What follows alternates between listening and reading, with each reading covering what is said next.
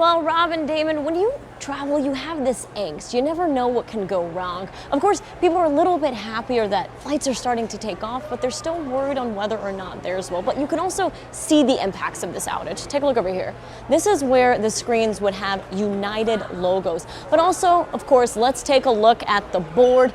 This is the first time today I have seen this many on times and departures. Come on down, take a look at this line. The crazy thing is earlier there was no one. Now this is probably the longest I've seen it. People are getting on their flights and they're crossing their fingers just hoping it'll take off.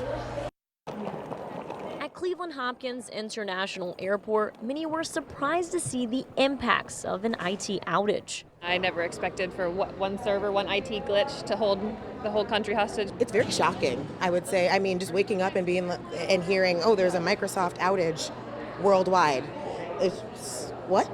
Wait, how does that happen? Following the IT issues, the Federal Aviation Administration said that multiple airlines grounded their planes, which is why most of these flights on this screen read delayed or canceled. It's a terrible feeling to kind of walk into the airport and they say your flight's canceled. That was surprising. I saw it on TV, and when I got here, it was even more surprising because the lines were so long. Early Friday morning, the lines looked worse than holiday travel, many waiting hours, hoping to make their flight. How are you feeling?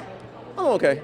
It was going to be a long day anyway. We're going to Hawaii, so. Freaked out a little bit, but we're staying calm. Airlines are offering passengers the option to rebook their travels, which is what Shayna White decided to do after her 7 a.m. trip was delayed multiple times. They still haven't officially canceled it. It's been delayed, I would say this is the third time now. Wow. Yeah, so I just made the executive decision to leave the airport. But Sandra Curry hasn't been able to get through. It says there's an error. So I can't get into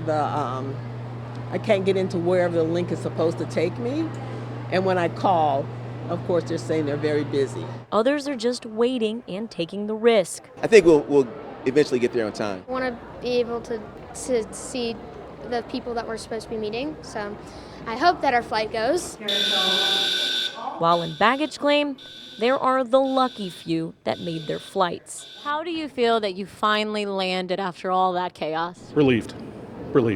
Bill Gillihan came from Dallas, where he booked 3 different planes. 2 were canceled, and the last got him home. I actually texted my family and said we landed. Hopefully I'm in Cleveland. Because I just thought with all the things that we went through. But it was more of a relief. And, I see there's a bunch of people upstairs having issues. Keith Schneider and his son said the Dallas airport broke out in celebration when they learned the plane was going to take off. 7:24 out of DFW. We had perfect timing. And the whole airport started cheering.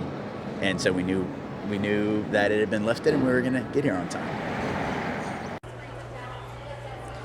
Now, the lines aren't just at security. Take a look. This is where people are checking their bags. They are allowing people to reschedule their flight. But the other issue people are running into is there are no flights available because everything is booked. The airport did reiterate to us the systems that are also run by the city are okay. It's the airlines that are impacted. And again, everything is back up and running. You saw those flights on the board, but it's still taking time because there's so much backlog. So make sure you're on top of your itinerary and you're doing what you can to communicate with the airline. But the airport isn't the only place impacted. We're going to go to News 5's Maya Lockett, who is at the BMV, where people are trying to check things off their list. What are you seeing over there?